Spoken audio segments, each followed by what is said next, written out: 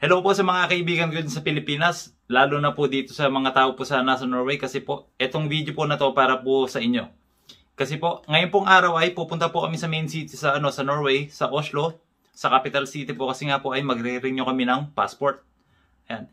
Papakita ko po sa inyo yung mga requirements, mga dapat dalhin o mga dapat gawin bago po magsimula, bago po kami mag-apply. Kasi nga po, kung meron po kayong makalimutan, malaking problema po yan. Kaya po, i-follow nyo na lang po yung guide na gagawin ko. Tapos po, kayo na pong bahala. Ano po ba yung mga requirements para para ma-renew po yung passport? Ang pinakauna po talaga ay huwag tatanga-tanga. Yan po ang pinakaunang pinakaunang require po natin. Kasi nga po, napakarami po nagpupunta rin sa embassy na kulang yung dala nila tapos pinapauwi sila. Kasi nga po, yung katangahan nga po problema yan. Kasi kung may kulang po kayo, yung embassy po wala po silang photocopy o wala po silang machine. Kung may pagkakamali po kayo, hindi po yung pagkakamali ng embassy, pauwiin po kayo. Ayan. Kaya nga po yan yung pinakaunang dapat i-follow talaga. Ayan. Para sa mga kaibigan po dito sa Norway, sa mga tao po dito, ayan, sundan nyo lang po ito. Ang pinakauna pong gawin ay sa online po. Magpunta lang po kayo sa computer o gamit po yung cellphone. Magpunta lang po kayo sa UDI. Ipapakita ko po yung link sa inyo o yung instruction po kung paano po gagawin. Lang po kayo, magbistila lang po kayo ng time o magpa-appoint lang po kayo para kung kailan po kayo mag-meet sa kanila sa embassy. Ayan, gamit po yung internet, i-search nyo lang po itong Philippine Embassy sa Oslo, tapos i-click nyo lang po yun sa pinakauna. Ayan, dito po sa tab na to kayo magpapa-appoint mga kaibigan, pero ang payo ko po sa inyo, kumpletuhin nyo po muna lahat ng mga requirements sa baba bago po kayo magpa-appoint para po sigurado. Ayan, i-click nyo lang po yung renew your passport, tapos ayan, darating po kayo sa sa tab na to. Ayan, dito na po makikita yung iba't ibang klase ng pag-renew. Ang pipiliin ko po yung nasa taas yung brown na passport kasi po yan po yung passport ko. Kiklik ko po yan. Ayan. Tapos mapupunta na po kayo dito sa mga list ng mga kailangan. Personal appearance po, yan po yung pinakauna. Ang pangalawa po itong form. Ayan, i-click nyo lang po yan, download nyo po yung yung form. Ayan, pag na-download nyo na po, sagutan nyo lang po yan tapos i-print nyo po para mayroon po kayong copy. Ito na po yung form mga kaibigan. Yan po yung itsura. 2 page po yan.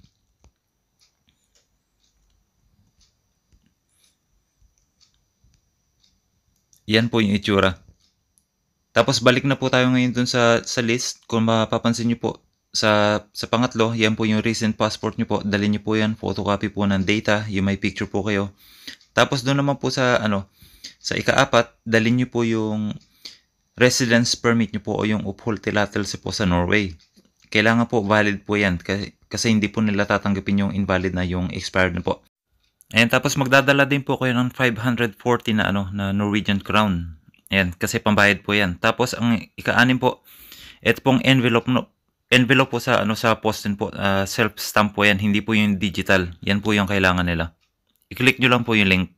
Mga kaibigan, lahat po ng mga requirements po na yan sa nasa list, lahat po na nakita na yan, yung mga kailangan, dalhin nyo po talaga. Kasi po, kung may kulang po kayo dyan, malaking problema po yan. Pauwiin po kayo, wala po kayong Kasi sayang naman yung pamasahe nyo. Kung nakatira lang sana kayo malapit dyan sa, sa main city, okay lang. Pero kung galing po kayo sa ibang lugar, sa malayo, malaking problema po yan. Kaya nga po, pinakamaganda po, i-double check nyo po lahat ng mga kailangan bago po kayo magpunta. Ayan. Ayan mga kaibigan, ngayon naman po tapos na po tayo dun sa mga requirements sa lahat-lahat sa mga proseso. May time na po kayo na magpunta dun sa sa embassy. Ngayon naman po, tingnan naman po natin o panoorin naman po natin kung ano ba talaga yung itsura ng ng main city dito sa Norway, sa Oslo, sa capital city po. Tingnan niyo po yung paligid, napakaganda, napakalinis, napaka talaga. Basta maganda po tingnan, grabe. Panoorin niyo po.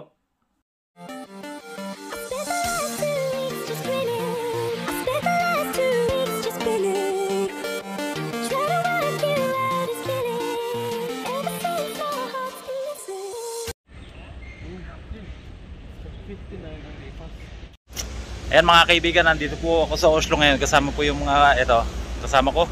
Kasi po kami ng passport ngayon, mag-re-renew. Kaya lang maaga kami dumating, kaya nga lalakad-lakad muna, maglilibot-libot saka hindi ka makapagsalita. Titingnan namin dito, sightseeing, ganda. Napakalinis po dito mga kaibigan, grabe. Nandito na po kami sa sa Philippine Embassy ngayon. Kung nakikita nyo, ito pong building na yan yung sa embassy. May flag po sa Pilipinas at saka flag po ng mga ibang bansa. Ayan. Diyan po kami pupunta mamaya, kaya lang medyo maaga pa. 1 hour pa yung namin schedule, kaya nga gagawin namin, maglilibot-libot muna kami dito.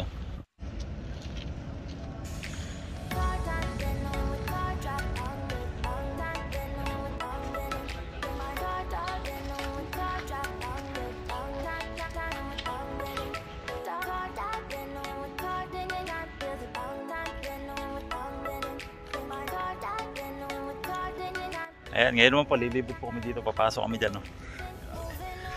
Sarap talaga na maaga kami dumating kasi ang dami naming mapupuntahan ng mga magagandang lugar dito. Moving away, can't you see?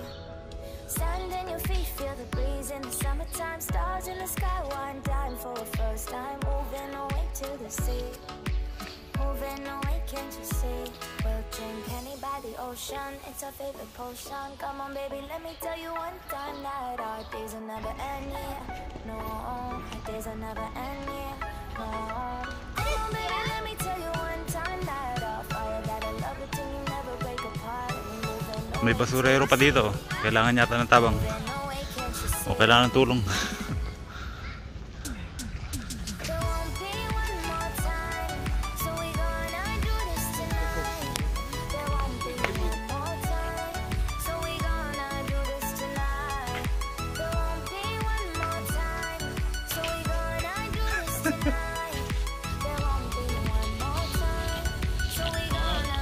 Kinala juga picture din mo.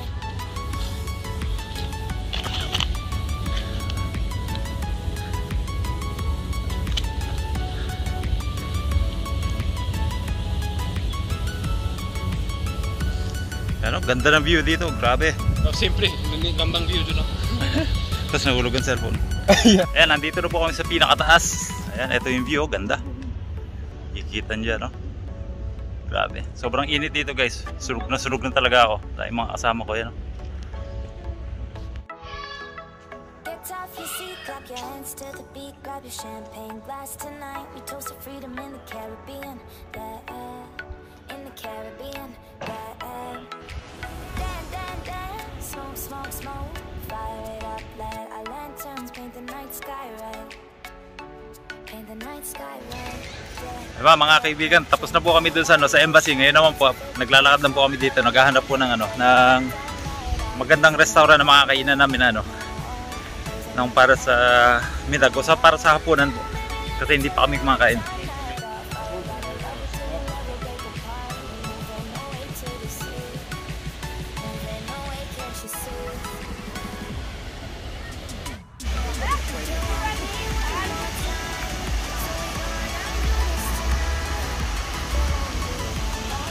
Yan, grabe po yung view dito mga kaibigan, napakaganda. Kung napapansin nyo, ito enjoy talaga yung mga bata dito kasi napakainit na ng panahon. Tapos ayan, naliligo sila sa fountain.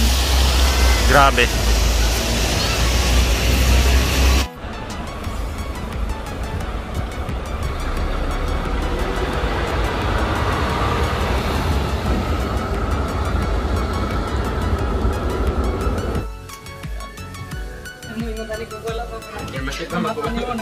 Dito po kami sa Burger King, sayang wala si Mrs.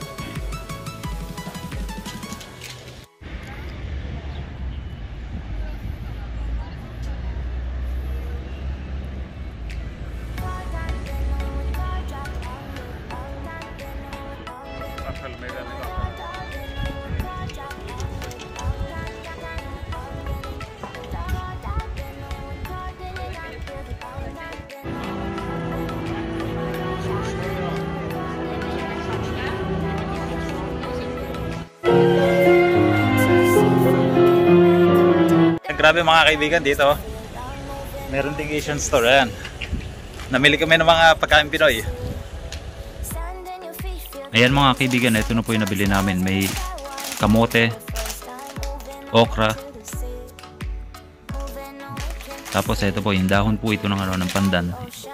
Yan, nilalagay po namin yan sa guys, sa sinaing. Tapos ito sayote para sa manok. At syempre ito mga inumin ng tulala, Yakult. Saka ito po yung sitaw. Ayan. Pampahaba ng buhay.